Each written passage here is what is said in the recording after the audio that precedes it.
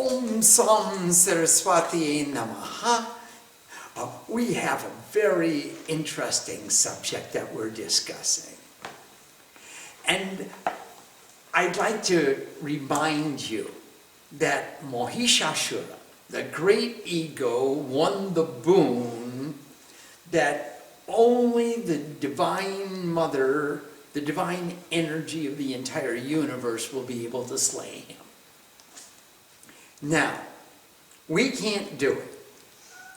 The only thing we can do is become the Divine Mother.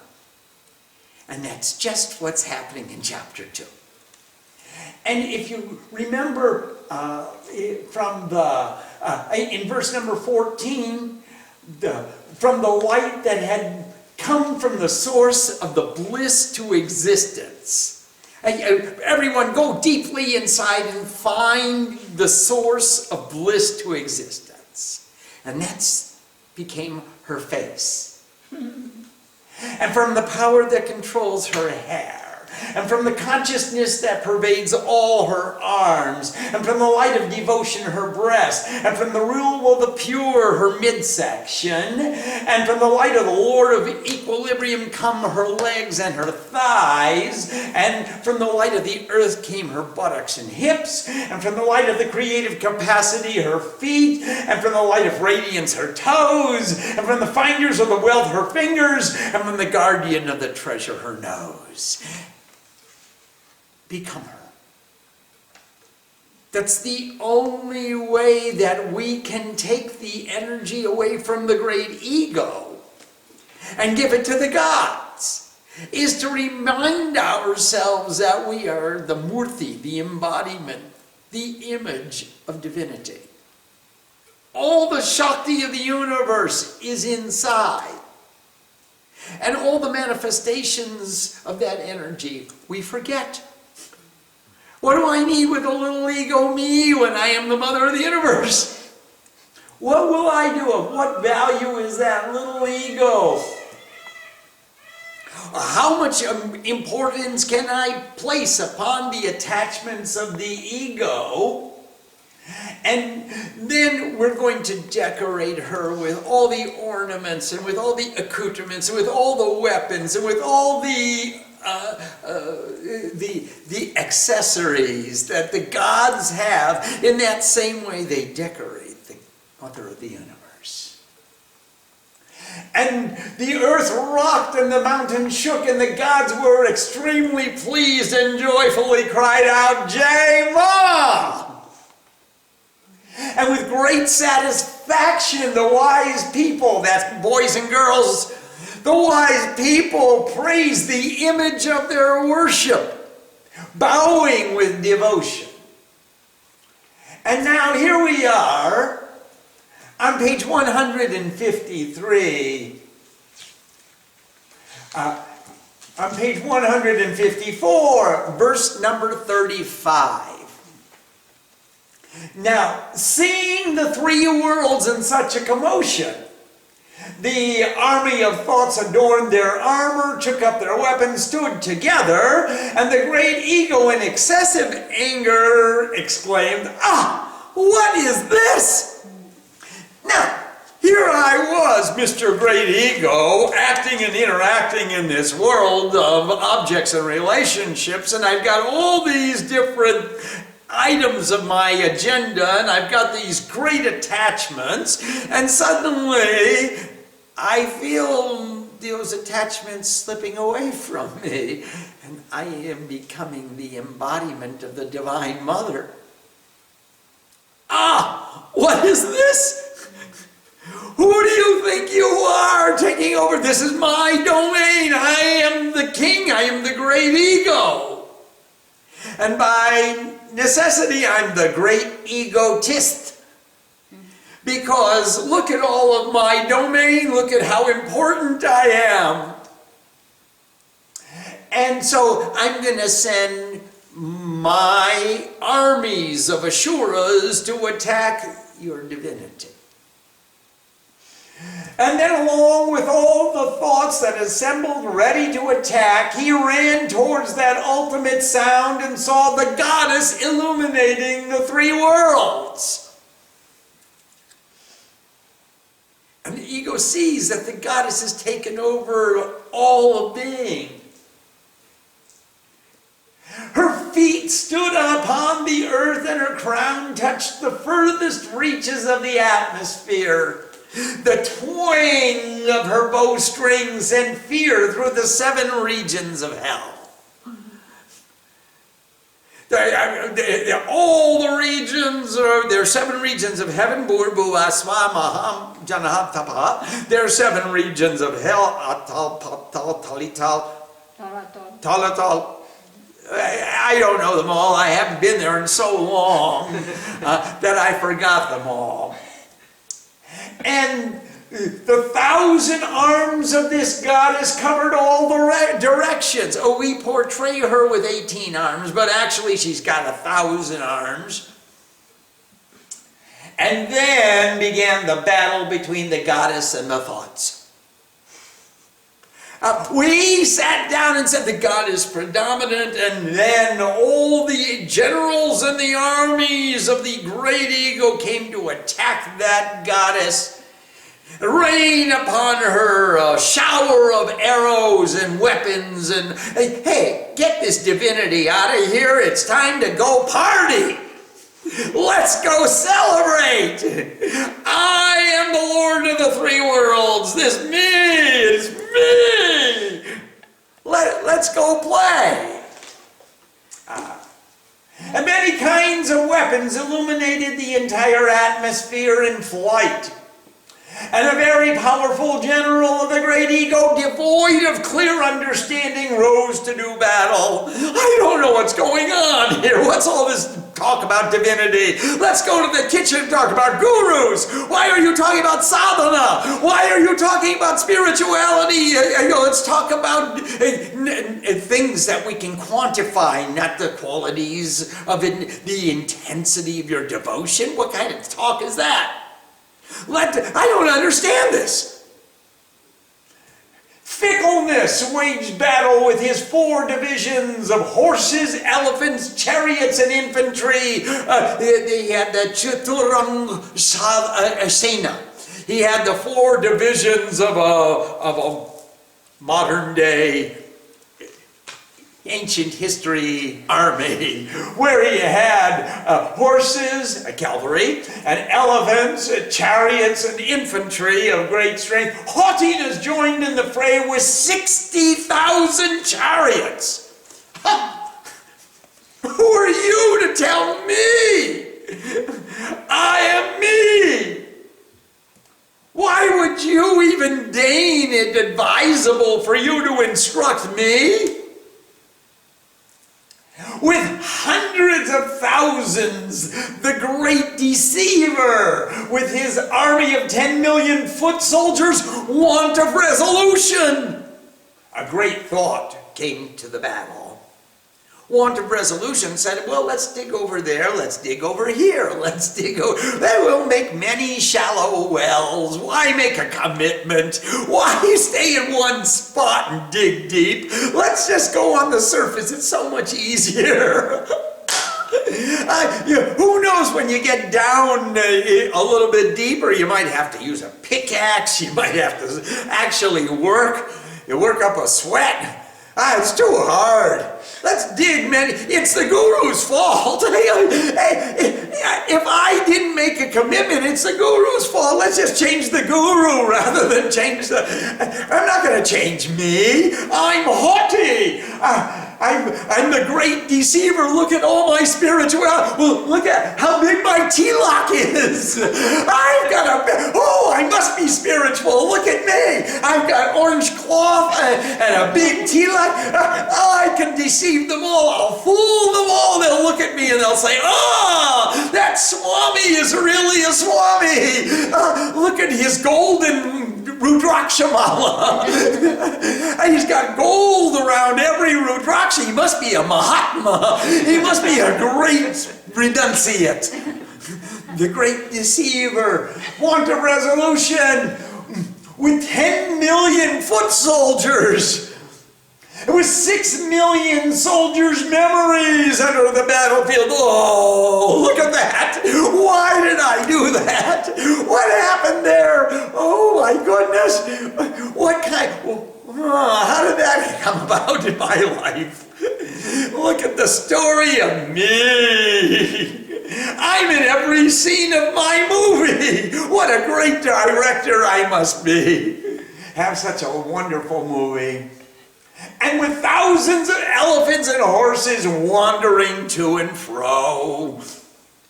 Oh, I'll go to that ashram and I'll go to that. Maybe I'll go to Kailash. I'll walk all the way around Kailash. It's so much better than sitting down and looking inside. Maybe I'll go to somewhere. Anywhere but here. Get me out of here!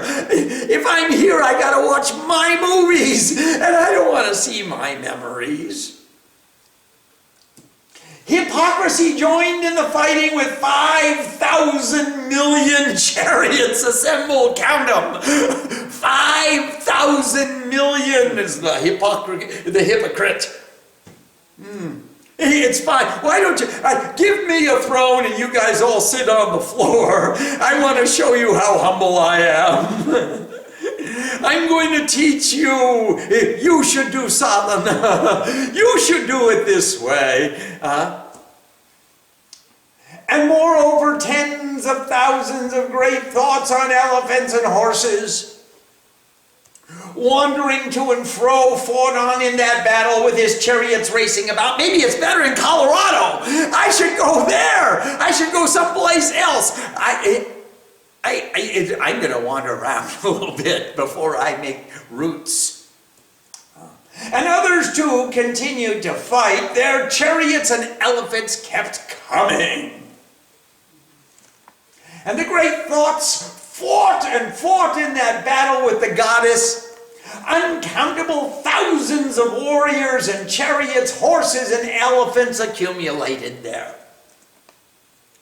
The great ego himself joined in the battle with his large javelin, his spear, Shakti, his small javelin, his energy and his mace. Other thoughts fought and fought in that battle and tried to strike the goddess with their swords, with all of their energies, and to bind her with their nets. That's where we got the shloka, neti neti. It's not this, it's not that. Not your net, not your net. They were trying to kill the goddess with their swords, and the goddess, she who tears apart thought, attacked them with her own weapons. Playfully, the goddess rained upon her attackers a shower of her own weapons and mantras. Each weapon was accompanied by a mantra. She didn't do anything without mantra. Mantrayate took away the minds. The mantra took away the mind and all the thoughts that came there to bind the goddess. She just said mantras, and those were the weapons. And the weapons struck the demons, which cut all their weapons to pieces, while the gods and seers praised her with hymns and minds of divinity. Jai Ma! In her face was not the slightest exertion, as the Empress of the Universe hurled weapon after weapon upon the bodies of the attackers.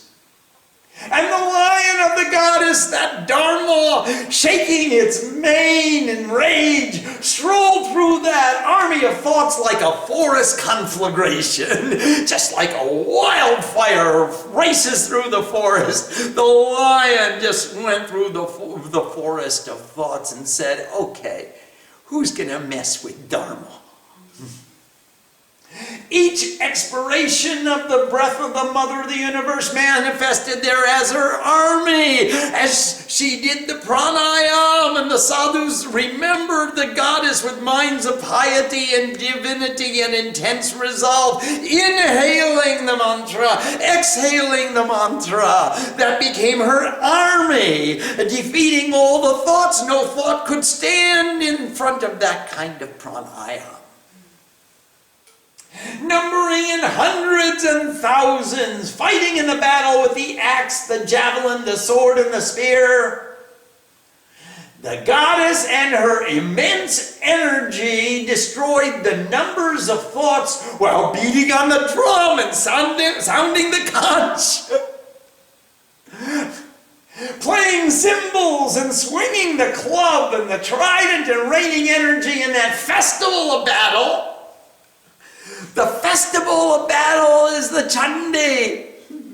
And singing and chanting and beating on the drum and blowing the conch shell and chanting the mantras, doing the pujas, doing the pat, doing the homa and parade, doing the kirtan and the singing and the dancing, all manifested as energy in the festival of battle. The terrible noise of her bell. Saganta Patuno, let your bell protect us. The terrible noise of her bell stung the great thoughts to unconsciousness, and she cut them with her sword of wisdom. How many thousands fell to their death? Those thoughts, all of them met their demise in front of the weapons held in the hands of the Divine Mother. Many thoughts were bound by the net and dragged to the earth. Many thoughts were cut into two by the sharp edge of her sword. How many thoughts fell wounded to the earth from the impact of the club? How many were struck by the mace and became extremely injured? Remember the club? She beats him over the head with her mantras, the articulation of mantras. The mace, she clubs them with the intuitive meanings of the mantras. She sprays them with some mace. She hits them with her club, with her mace, with her Shakti. How many were struck by the mace and became extremely injured? Some thoughts pierced in the breast by the pike fell to the earth in a heap. The pike is one pointed attention. How many thoughts in that battlefield struck by a rain of arrows were cut apart? Several of the number of thoughts who had tormented the gods relinquished their vital breath. They just gave up the ghost. Right then and there. They couldn't stay there on the battlefield with that goddess. Many others lost their arms or necks or were reduced to dust. See the heap of thoughts just sitting there, piled up. All those corpses of thought. All my thoughts blown to smithereens. I mean, she really blew my mind. How many fell with their heads cut? How many with their bodies divided at the midsection? Many cut from the hips fell. Many lost a limb or an eye or were torn into two pieces. Many thoughts with their heads severed rose again as headless bodies in a terrible form to take up their arms and continue to battle with the goddess. Other headless torsos danced to the rhythmic music of the battle. And many without heads raced about with their swords and energies and other weapons and shouted at the goddess, "Stop! Stop! Cool it, man! Hey, goddess, why are you tearing all these thoughts apart? You just took the energy away. We were so strong, and we were so powerful, and we made all the worlds, especially the great ego, empowered to take over. Everyone who did anything did it because of their own lust and greed. They all thought of me, and now you're withdrawing your energy from the thoughts and you're illuminating the gods. And here we have the embodiment, the murti of the Divine Mother present in our midst, just cutting down thoughts left and right. Many without heads raced about with their swords and energies and shouted at the gods, "Stop! Stop! Where that terrible encounter took place, the earth was covered with chariots, elephants, horses, and thoughts, all manner of thought. Oh, big ones, little ones, fast ones, fat ones, small ones, little teeny thoughts. They all congregated there. They all met their demise in the battlefield that the goddess had caused to fall, so that there was no possibility to find a path by which to come and go. From the army of thoughts and from their elephants and horses poured forth so much blood as to create a great river. All the passion drained from the thoughts, and they had no more desires other than the desire to be the Divine Mother. Within an instant, that gigantic army of thoughts perished before the Mother of the Universe, just as grass and timber are reduced to ashes in a moment by a great fire. And that lion, shaking its mane to and fro and roaring loudly, "Om!" extracted the life force from any thoughts. Thus, the goddess and her army waged battle with the multitude of the great thoughts, as the gods in heaven were extremely joyous and showered the earth with flowers. Om. Om. We asked the Divine Mother, who is the energy of all and everything, to withdraw her energy from the all and everything, and stop making us think about all and everything, and remember that we are the embodiment of the goddess.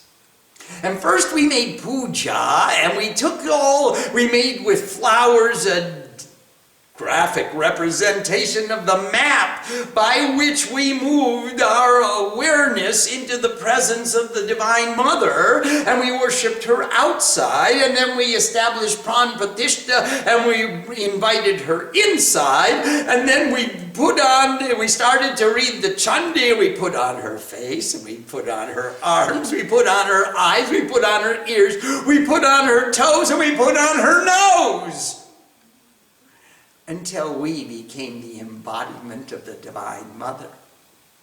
And all the thoughts said, wait a minute, we don't want to be relegated to incognition. Don't forget us. And so they attacked the Divine Mother, and the Divine Mother playfully, with all of her weapons, hit those Asuras over the head and let them fall exactly where they were. All the thoughts met their demise at the hands of the Divine Mother until we were quite thoughtless. So the great ego won the boon that none of us can defeat him. All of us are little egos. We can't defeat the ego with the ego. All we can do is become the Divine Mother and make the ego meet his demise at the hands of the Divine Mother. So long the Divine Mother resides here, and she causes me to act as an instrument in her hands, so long the ego is dead. And that's how Chandi works. She takes away the energy from the ego. She gives it to the Divine Mother. She illuminates the gods. This becomes the embodiment of godliness. This becomes the instrument of peace. Lord, make me an instrument of your peace. This becomes the tool. I am the tool. You are the craftsman. It becomes the car. You are the driver. It becomes the representative of divinity wherever this body goes, without ego. When the ego takes over again, then she takes the energy away from the God. She gives it back to the ego. He empowers his generals, and they take over. Oh my, oh me, oh my, what's going to happen to me? And then we start thinking about I and mine again. And this is the battle of chapter 2. Om Sam Saraswati Namaha. Namaste. Let's see if there are any questions. Yes, please, Rami Mami. Swamiji, the way this works is when we do the nyas of mother in us, it's we feel her presence within us, and the fact that her presence is so strong, all the thoughts are no longer there. Is that how? That is very true. But not only do we feel her presence, we become her. We feel her presence to such an intensity that there is no ego. I am one with God. Shivoham. I am one with God. We feel so much love. We feel so much love that there is no two. There's only one. Aham Brahmashmi. That's the key, is to feel so much love that we take all the energy away from every other thought and can only think about the Divine Mother. It's just like when Vritrashur, the cloud, comes and rises and gets heavy and dark and black and stands in front of the sun. We can't see the sun. Well, the sun is not devoid of existence. We just can't see him because we're so busy looking at the dark cloud, we forget all about the sun shining behind the cloud. When Indra, the rule of the pure, comes with his thunderbolt of illumination, and we pray to him with sincerity and make him strong, he throws the thunderbolt, he breaks the cloud, the rain comes down, and the sun comes out and shines again. Well, the cloud is the darkness of egotism and attachment. And the sun is the light of wisdom and illumination. And when we destroy the darkness of egotism and attachment, the ego dissolves, or the sun comes out and illuminates us, warms us, gives us his energy. In the same way, in chapter 2, we cut down the ego and allow the Divine Mother, the real nature of each of us, to shine. Please. We have a question from Sadatmananda in Washington. Namaste, Sadatmananda. What is the best attitude and approach to chanting the Chandi when our previous Chandi was very difficult, especially when we have a strong preconceived notion about how it will go? Oh, you put all of that aside. I just want to be with Mom. She knows what's in my heart, and I'm going to do the very best I can. I'm not a pundit, and I'm not trying to become a pundit. I'm trying to become her child. I'm just a child of God. The only one who chants it correctly is Lord Shiva. Now, to the extent that we are capable, we're going to try to chant it correctly. But believe me, I've been chanting Chandi 42 years, and I make mistakes. Don't think that you're going to pick up the book in 3 months or 6 months and do it perfectly. And understand every other word. No need to think about mistake. Yeah. Just go on. Just go on. Just think that you're doing the best, and you're going to do it the best you can, and try and learn as much as you can about the meaning and the intention and the motivation and the empowerment that you get from me even trying. And then all the mistakes will rectify themselves.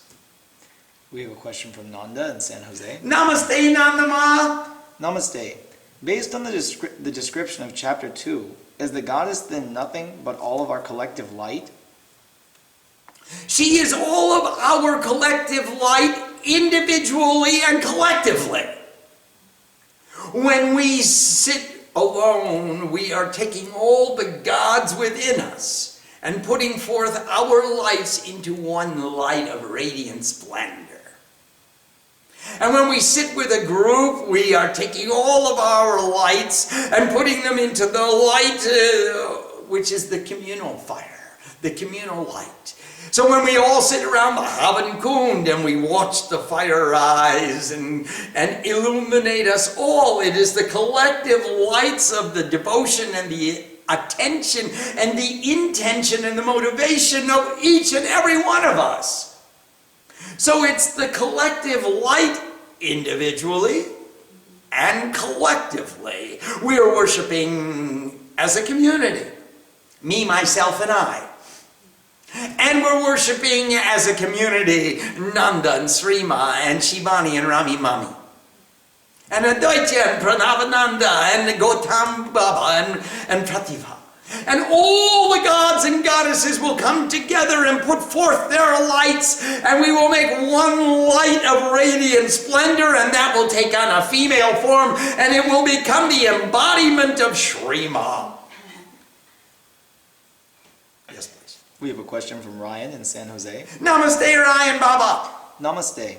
There are many TV shows today with actors depicting various gods and goddesses. When we do a puja or path, etc., is it appropriate to use a mental image of the actor in their role to facilitate our concentration on the deity? Can we consider the actors to be living mortals? Not exactly. Sometimes, yes.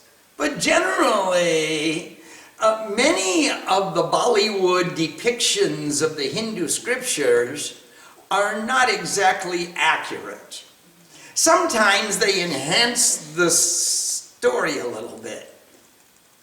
A lot. And they make they make it a little more worldly. So they have the gods and the goddesses acting like they would like to act. And that's not really the highest divinity that we can aspire to. Now, you can take a mental image of what the gods and goddesses look like. But if you get fall in love... If you get fall in love, then certainly. But you watch those movies or those videos with a discriminating eye and think, is this really the way gods would act? Or is this really the way goddesses would act?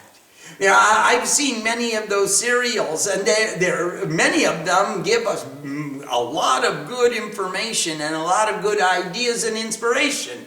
But some of them have tamasha, which only comes from Bollywood. It's a kind of craziness, which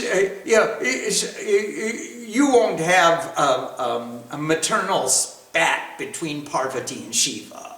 But you can pick up from that picture the best thing. Take the best things from those pictures and leave the rest. Yeah. Take the pictures of the gods, but also sit in front of a murti and watch your guru and watch the murti and go even beyond the scripted Bollywood depiction of what did the gods and goddesses do. We have a question from Swarupananda in Seattle. Namaste, Swarup! Pranam. Are the generals we encounter in the chapters actual manifestations of the great ego, or are they more separate from the ego? No, they are generals in his army, so they are manifestations of his power. And he sends to us these various generals so that we will forget all about our love with the Divine Mother and our love with energy and all the energy and inspiration and information that we've acquired. He wants us to forget all that stuff and go back to watching the boob tube pop a cold one and kick back and chill. And that's not exactly what we want to do. If we do that, we are saying, I accept a lifetime without God. When we do that, we become an eternal servant of the great ego. Because where is the path by which we can extricate ourselves? Unfortunately, Srima and I today were in an office today where many people were talking about their lives and their jobs and their kids and the rhythm of their lives. And they said that they get home from work about 6:30 or 7 o'clock at night, and they prepare food and they prepare the kids, and then they put the kids to bed, and by that time it's time to prepare to go to work the next morning. And so then they go to bed exhausted, and they get up in the morning and start all over again. Which was just something very similar to what we wrote into the introduction of the Chandi Path. We are habituated to working to survive and surviving to work. And where is the pleasure? Where is the delight? Where is the path by which we can extricate ourselves from this continuous revolution of working to survive and surviving to work and taking care of the kids and putting them to bed, and then it's time to go to bed ourselves? And where's the room, where's the place for God in all of this? Now, if they were like that farmer who woke up in the morning and said, "Oh, Vishnu," and picked up his plow and worked all day and plowed his field and came back home at night and said, "Oh, Vishnu," then at least they said God's name twice. But if they were like the family of the Devi Mandir, who walks through a door and says, "I bow to Ganesh," and turns a key and says, "I bow to the Divine Mother," and then puts their foot on the accelerator in their car and says, "I bow to Lord Shiva," and then picks up the Chandi in the night and Chandi in the day, Kuriya Devadna Shamshaya. Such a person becomes a god or goddess without a doubt. So that's the objective, is to keep that remembrance about us all through the day. Remember, it's not how long we sit, it's how intensely we remember. That's the real key. It's not, "Oh, I sat for 5 hours or 8 hours or 10 hours. Who cares? Where was your mind? Why would you think about 5 or 6 hours? Well, because many of us would love to do sadhana for longer periods of time. Just keep going. Just keep going. Yes, Mother. Thank you. We have a question from Sadhana Shakti in Seattle. Namaste, Sadhana Shakti. Pranam. You've mentioned before that when we quit answering the door, when desire knocks, they will stop knocking. Can we assume that it is the same with memories? The less energy and attention we give to them, the less they will come? Absolutely. Yes, that is just the key. That is just the way. Sadhana, when you sit and look at the image of the Divine Mother and you realize that you're looking in the mirror, then where do you have time to entertain memories? Where do you have time? I'm trying to remember the mantra. Where do I have time to think about all the memories? Thanks for the memories. I don't have time to think of those memories. I'm busy. I'm otherwise engaged in nitya karma. Remember, there are 4 kinds of karma. Samkshipt is over and done with, it's past. Vartaman is present. Right now, that just became past. Prarabdha is those actions commenced in the past which will come to fruition in the future. And nitya. Nitya karma. Eternal karma. The type of karma that has no relationship to time. That kind of karma is called,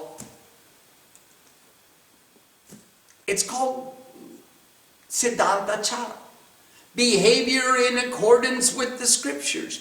Puja, Path, Homa, singing, dancing, pravachan, like what we're doing right now, understanding what it means and how to apply it in our lives, and arpan, serving, sharing the prasad.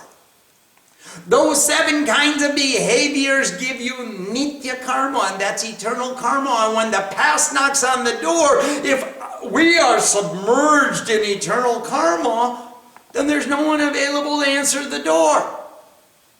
Similarly, if we're paying attention and the phone rings and there's no one there to answer the phone,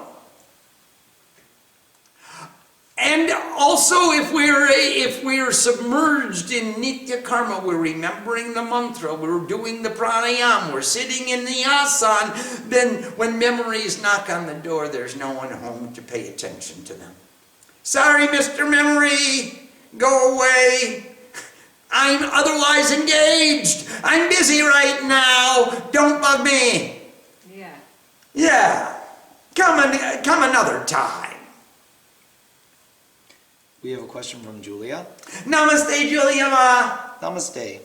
We seem to have such a happy and paradoxical practice in the Chandi.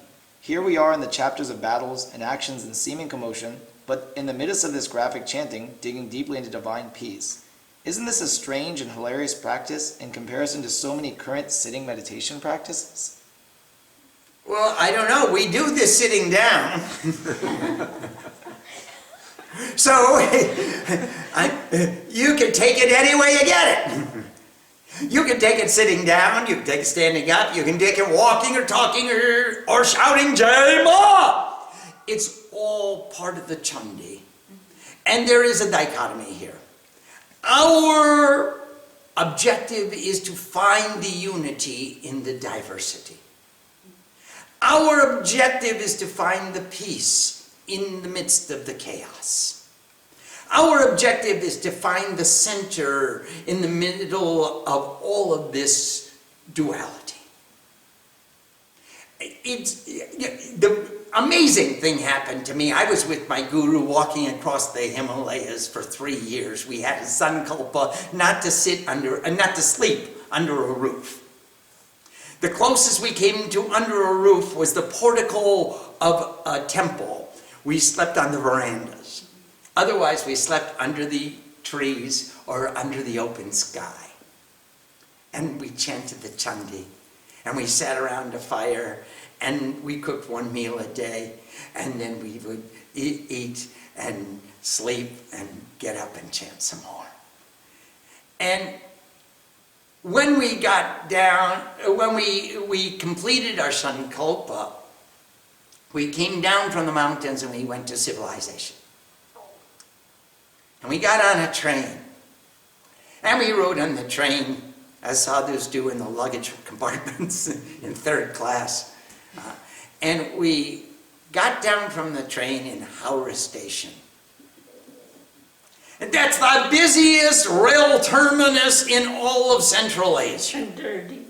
And the dirtiest, loudest, noisiest friggin' place you ever saw in your life. And Guruji sat down on the railway platform and said, okay, it's morning, chant the Chandi. I said, Guruji, we just came from chanting the Chandi in the Himalayas under the open stars, just the two of us alone in nature. What are you saying in Howrah Station? The dirtiest, noisiest, most crowded, rushing place. And you've picked it right by the gate where the coolies are spitting and everyone's shouting and pushing and shoving. And here you are sitting down to chant the Chandi. He said, anyone can meditate in the Himalayas. Now you have to make the Himalayas wherever you go. So we sat down, chanted the Chandi. The objective, Julia, we want to make the center with us, so we carry the temple with us, so we carry the experience of unity with us. We want to have that strength that we are the Divine Mother everywhere, all the time, wherever we can remember.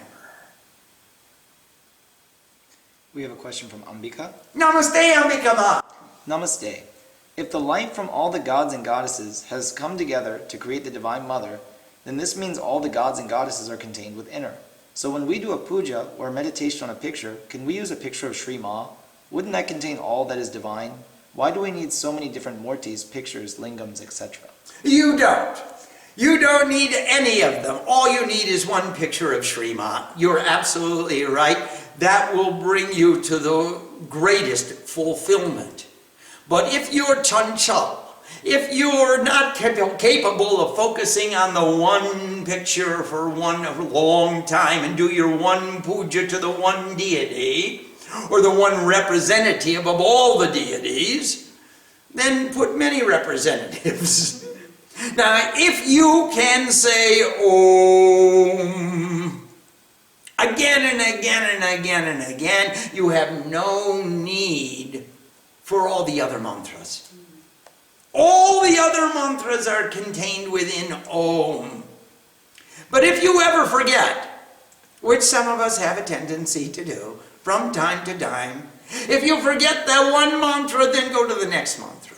And if you can't remember that one, then go to the next one. And if you can't remember them all, then do a pot. And read all the mantras one after another and inhale them and exhale them. And remember, these are practices through which we increase our capacity to remember and to feel and to understand and to grok and to live the life and to walk the walk and talk the talk. And I guess it's called walking and chewing bubble gum at the same time.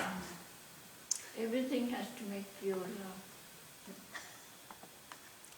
Yes, Mother. Everything has to make pure love. Thank you. We have a question from Vivekananda in Seattle. Namaste, Vivek. Namaste. What is the most effective thing we can do in the off hours of chanting the Chandi in order to maintain the bhavana of the Chandi when we are not chanting it? I'm trying to make the Chandi take over my life. Think about what it means to chant the Chandi. Cogitate its meaning. If you can't recite it, if you can't memorize it, if you can't think about the mantras, think about the application, think about the philosophy, think about the meaning, think about the method, think about Chandi. Just read.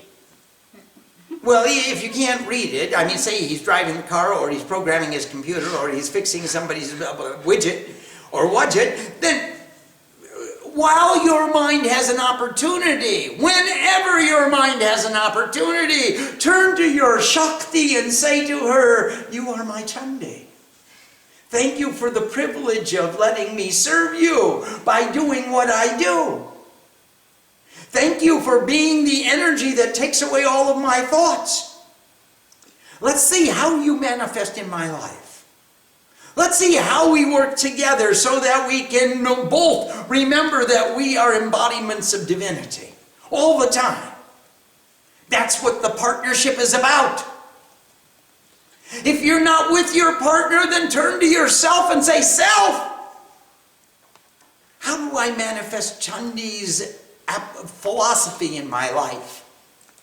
And actually contemplate everything that you do, how you see the asuras coming at you, the selfish tendencies coming towards you, desires coming towards you, the too little saying go out and get some more, too much saying get rid of some, the goddess, the intellect of love, the guru saying, hey, find your center, make your plan, make a budget, find out how much you need, what is too much, what is too little. Why not you think she's our mother? You could do that too. Well, she's our mother. We love mother and go on. Next question. We have a question from Laura. Yes, Laura. Namaste. Namaste. When I chant the Chandi, I try to regulate my breath and chant on the out-breath. I get out of breath very easily and seem to end up breathing at least a few times a line. Is it so important to regulate the breath when chanting that I should make it a priority? Or should I leave it alone for now because that I'm struggling with it and it's distracting me? Well, if it's a distraction, then you could leave it for a while and become comfortable breathing at the quarter of the breath. Let's try verse number 50 on page 158. That's a random verse I just chose, not for any particular reason.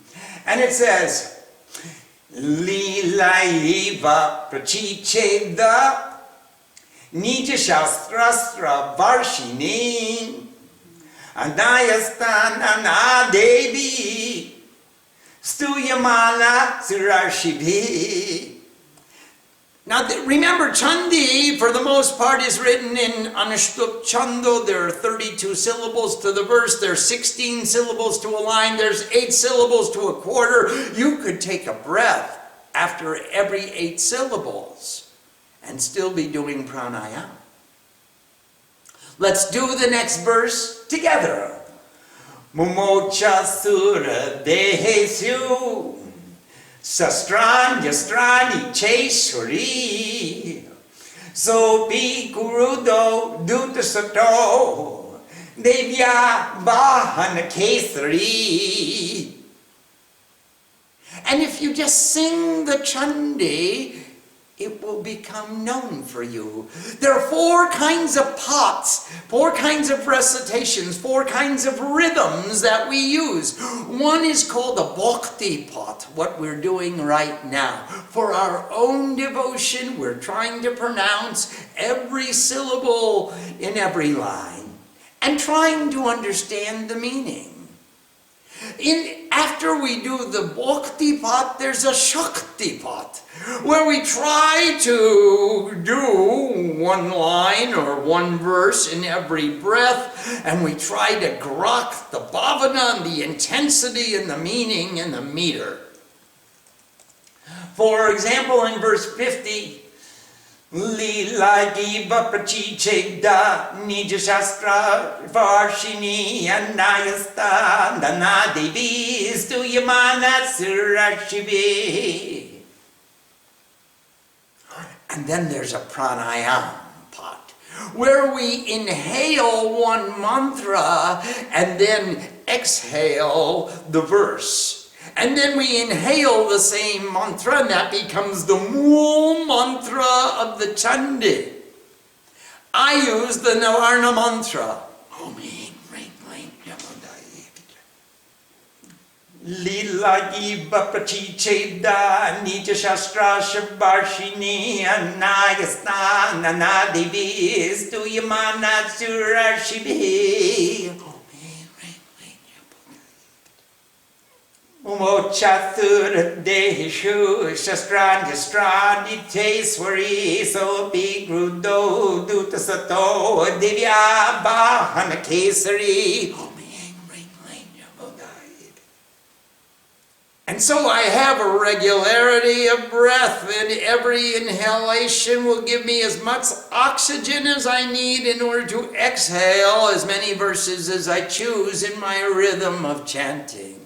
And those are the first 3 types of presentations of the Chandi Path. The tune will differ, the melody will differ, even the rhythm will differ. You can do 2 verses to the breath, or 4 verses to the breath, or 6 verses to the breath. It'll all change and evolve over time, and it's different for the person who does it every time, and it's different for the audience who listens every time.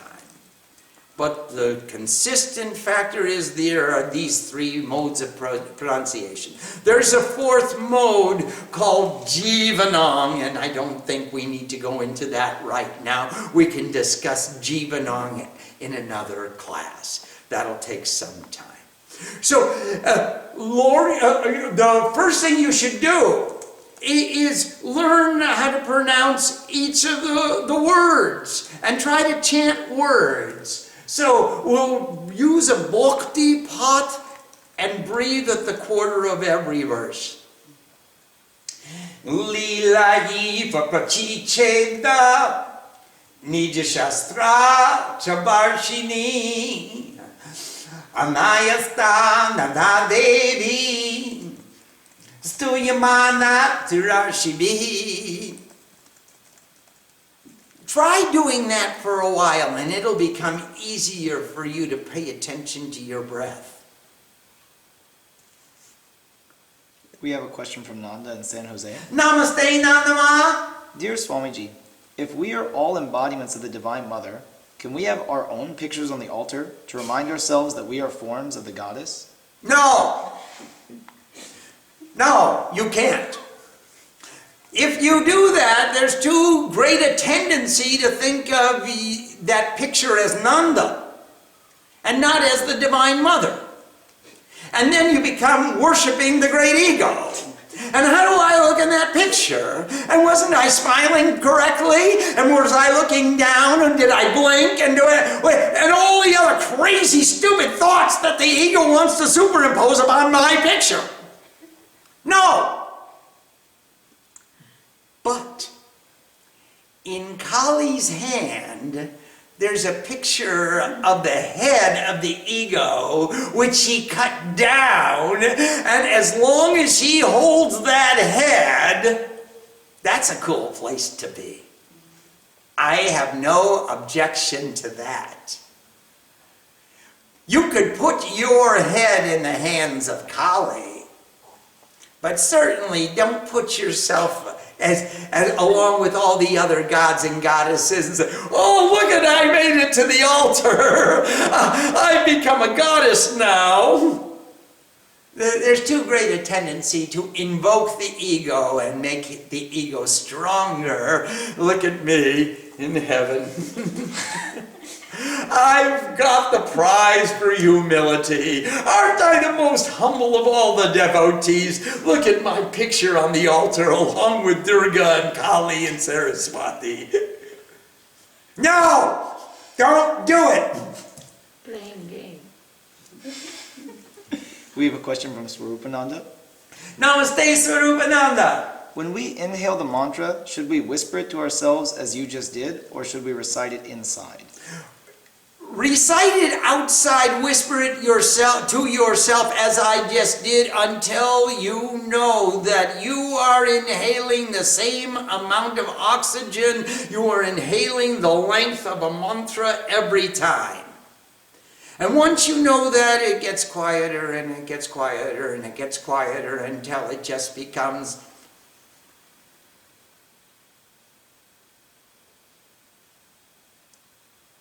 and I hope you all heard that.